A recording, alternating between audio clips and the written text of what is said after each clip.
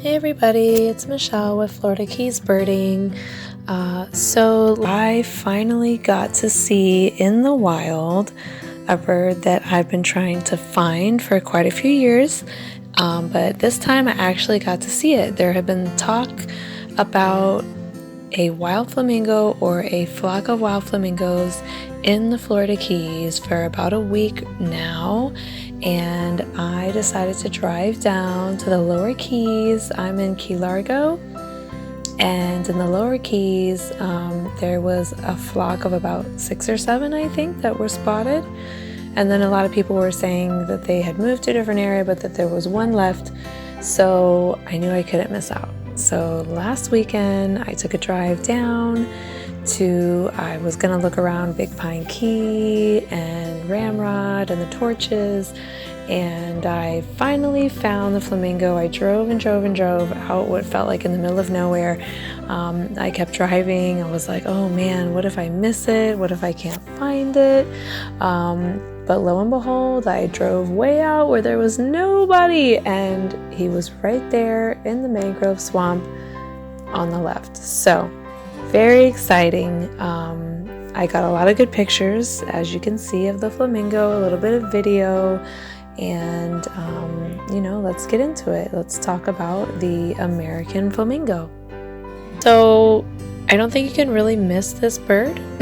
You may mistake a roseate spoonbill for a flamingo. That could be possible, but generally there's no other bird that's going to be just like the flamingo. So it's extremely tall and slender, pink in color, with a spoon-like bill, but it tapers at the end. Like I said, these birds are easily distinguished by their bright pink color, and when they fly you can see some black under their wings. With the adult and the juveniles will be a little bit lighter pinkish gray, same with the black under their wings. Again, not hard to miss a flamingo. But they do, they are pretty similar to the roseate spoonbill. So I mean, I've seen spoonbills flying before, and unless you're really, really looking, you can't really tell if it would be a spoonbill or a flamingo. So this bird is a rare visitor to extreme southern Florida from the Caribbean, and you mostly find them in the winter, even though it's summer right now, and for whatever reason they are here in the Florida Keys. There's very rare records of them seen elsewhere that are escaped captives, but they're mostly found in mud flats, saltwater marshes, and you'll see them foraging. That's my birds. I have 2 cockatiels, and they forage on the floor, and I call it foraging.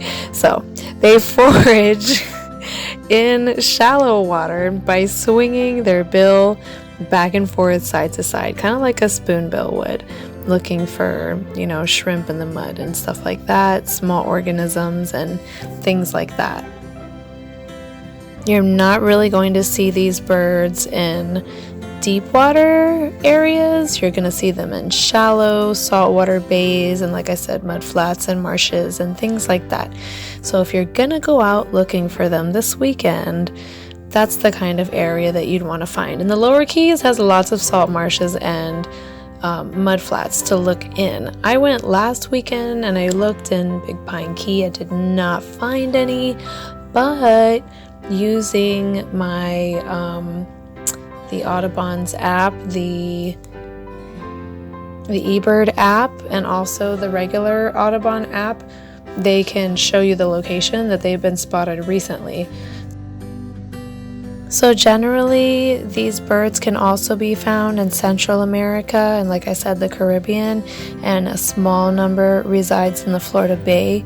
They've also been seen as far as Key West, near the naval base, and as far north as, I believe, Broward County. So it's not a bird that you're just going to see all the time. So it's a treat to know that they're close by right now. Some specific places that they've been seen in small colonies are wild areas in the Everglades, Tampa's Busch Gardens and Miami Hialeah's racetrack area, and also the naval base in Key West. So there's a little funny story about the one that was seen at Boca Chica Navy Airfield. A few years ago, there was a group of about 3 flamingos that were seen there, and they actually named him Conky. One of them. 2 of them left, but one of them stayed, and he was pretty stubborn, so they named him Conky, rightfully so. So apparently this bird wouldn't leave. They couldn't even harass him away or scare him away. He just was hanging out at the naval base, and he didn't want to leave, and he just was hanging around, and there's nothing they could do about it.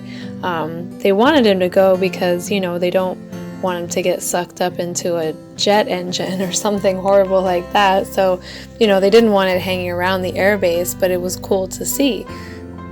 So they asked a professional to step in, which was a conservation biologist with Zoo Miami. So they asked him to come and help them get rid of the flamingo. So he wanted to put a satellite tracker on a flamingo and release it because there were birds that were showing up in flocks in Palm Beach County, like in 2014, and they were wondering, where these birds were coming from. So they figured that they would, capture him and put the tracker on, and that they would probably lead him to, Cuba populations or somewhere else. So they wanted to, of course, band him and put the satellite on and release him to see where, he was going to go. But there was a problem. The state told them that they couldn't release non-native species. So that's when they started to dig into that question and say, are they really non-native? So that's kind of when that debate began about the flamingos. So they finally did get some permission to release Conky back into the wild, because there had been 2 more sightings of Everglades flamingos with leg bands that they had gotten as chicks in Mexico in 2002 and one in 2012. And that was enough to prove that at least some flamingos showing up were not escapees. But regardless, they still wanted to do some research.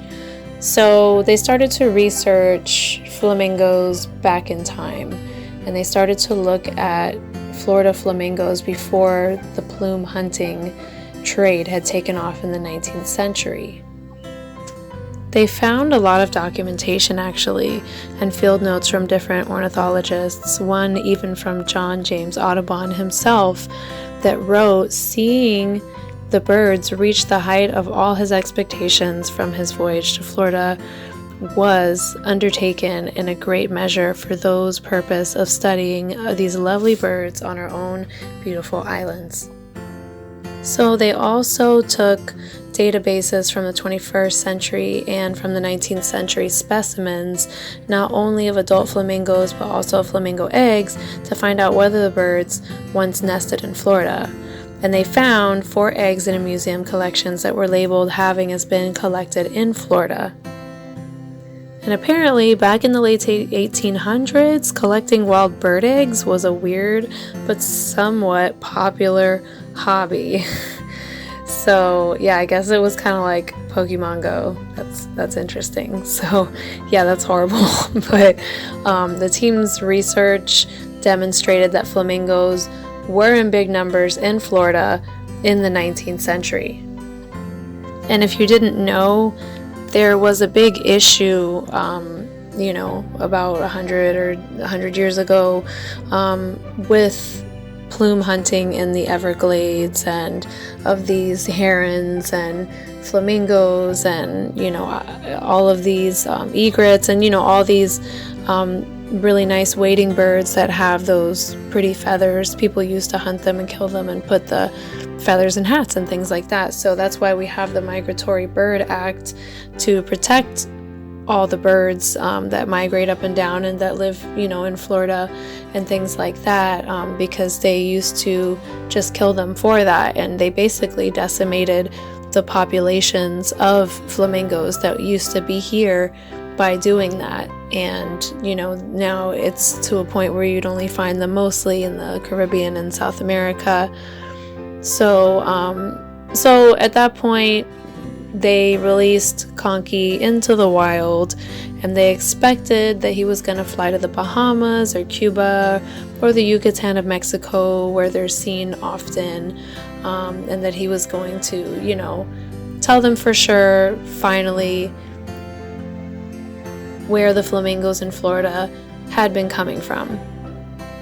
So he did not do what they thought he was going to do, and Conky actually stayed in the Florida Bay, and he was occasionally spotted with other flamingos. He actually proved that flamingos can and do live year-round in the Florida Bay, which is pretty exciting. I don't know about you, but the flamingos that are in the Keys right now, I'm gonna hope that they stay year-round. That would be pretty amazing. So what happened to Conky? His satellite transmitter stopped working shortly after Hurricane Irma, but he has been spotted a couple of times since the storm, so that's good. He made it through. He stands out from the flock with his large blue tracking band marked US 01 because he is the first and only flamingo ever to be tagged in the US. So that's kind of exciting. That's kind of cool too. They found the first flamingo that they ever tracked in the Keys. So that's cool. So all this research that they did and everything, what did it all add up to? Was the Florida flamingo ruled out to be a non-native species or a native species? What do you think? I'm going to tell you the answer now. Yes, we are to treat them like a native species that was here and then was driven out or decimated by the populations, and then now is back and they're on the rise. So the case was solved of the Florida's missing flamingos. They had been here all along, hiding in plain sight, or pink, whichever one you want. So if you're in the Florida Keys now and you've seen the flamingos that have been spotted around here lately, let me know in the comments below. Or if you're planning on going to look for them, let me know if you find one. We don't know how long they'll stay or how long they'll be around. We can hope that they'll be here for a while and that they'll stay for the season. But if not, this was definitely a treat for those who got to experience it. Until next time, happy birding.